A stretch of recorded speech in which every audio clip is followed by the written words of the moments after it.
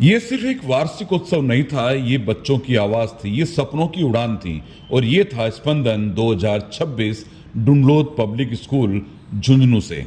शिक्षा, संस्कार और समाज तीनों का संगम उस वक्त देखने को मिला जब मुख्य अतिथि फूलचंद मीणा, अतिरिक्त पुलिस अधीक्षक झुंझुनू और उनके साथ मंच पर मौजूद रहे मुख्य जिला शिक्षा अधिकारी अशोक कुमार शर्मा और अतिरिक्त मुख्य जिला शिक्षा अधिकारी अशोक कुमार जांगिड़।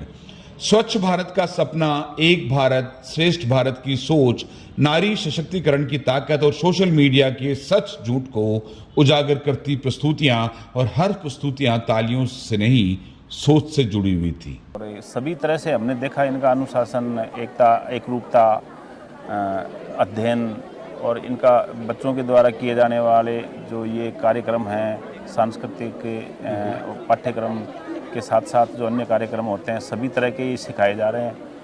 एंट्रेंस पर प्रदर्शनी बहुत शानदार लगी। बच्चों के द्वारा जो आविष्कार किए जा रहे हैं वो दिखाया। ये इससे लगता है कि हमारे देश के ये भावी बच्चे वैज्ञानिक बनेंगे जो झुंझुनू से निकल के जाएंगे इन स्कूलों से। कार्यक्रम का सबसे खास पल कक्षा 8 की छात्रा अनुषा चौधरी का मैजिक बैट जो इंस्पायर अवार्ड के तहत राष्ट्रीय स्तर तक पहुंच चुका है और यह साबित करता है कि छोटे कस्बों से भी बड़े इनोवेशंस निकलते हैं। सबसे पहले मैं धन्यवाद देना चाहूँगा अभिभावकों को कि आपने अपने बच्चों के भविष्य को निखारने संवारने के लिए एक बहुत ही अच्छा विद्यालय चुना है।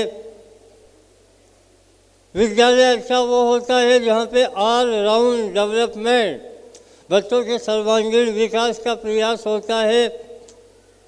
विद्यालय वो अच्छा होता है जहाँ पे केवल डॉक्टर, इंजीनियर, प्रशासनिक अधिकारी ही नहीं बनाए जाते, वहाँ पे एक अच्छे इंसान भी बनाए जाते हैं।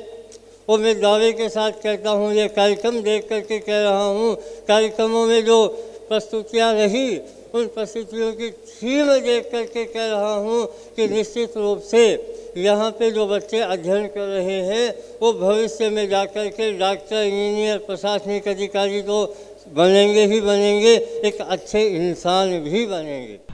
राज्य और राष्ट्रीय स्तर पर चमकने वाले विद्यार्थियों का सम्मान हुआ और उनके पीछे खड़े शिक्षकों को भी मिला मंच। समय बदल रहा है, अब हमें डॉक्टर और इंजीनियर बनने से आगे के बारे में सोचना होगा। हमारे एक इंडियन मिडिल क्लास की एक सामान्य राय होती है, स्पष्ट राय होती है कि घर घर से वो आवाज़ निकलती है, डॉक्टर बनो, इंजीनियर बनो, नौकरी पकड़ो, शादी कर लो और जिम्मेदार बन जाओ। हमारी यही सलाह इन बच्चों को अपने दिल की आवाज़ सुनने से रोकती है। हम क्यों नहीं कहते आप अपने मन की करो, क्यों नहीं कहते कि आप नए आइडिया लेके आओ, क्यों नहीं कहते कि उद्यमी बनो, एंटरप्रेन्योर बनाओ। हम केवल कोचिंग संस्थाओं के माध्यम से इन बच्चों को सर्विस सेक्टर की ओर धकेल रहे हैं और इससे हमारा सपना भारत विकसित भारत का सपना पूरा नहीं होगा।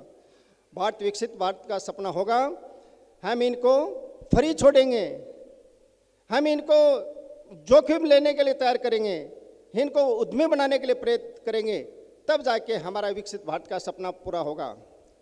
और मुझे खुशी है कि डुंडलोद ग्रुप ऑफ स्कूल की चारों संस्थाएं इस दिशा में बेहतर काम कर रही है।